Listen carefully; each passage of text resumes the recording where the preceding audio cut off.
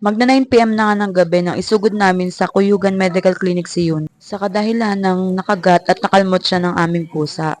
Agad-agad kaming umalis at nag-withdraw muna saglit sa 7-Eleven dahil yung time na yan ay wala kaming hawak na cash. Nilagyan ko muna ng bimpo yung kamay na kung saan nakagat si Yun na para hindi niya ito masubo.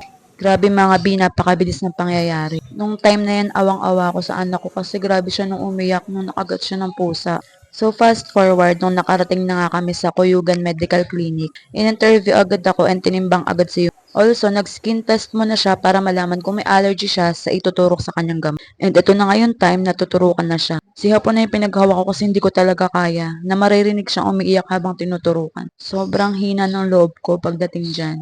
Naiiyak na rin ako pag naririnig siyang umiiyak. Bali 3 turok yung nangyari sa kanya. Isang skin test, 2 pang anti-rabies at pinainom siya ng cetirizine. Grabe mga B, pakinggan nyo kung gaano kalakas yung iyak niya.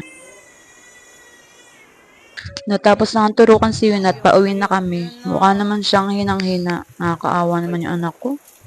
Wala namang may gusto sa nangyari. Aksidente lang naman to.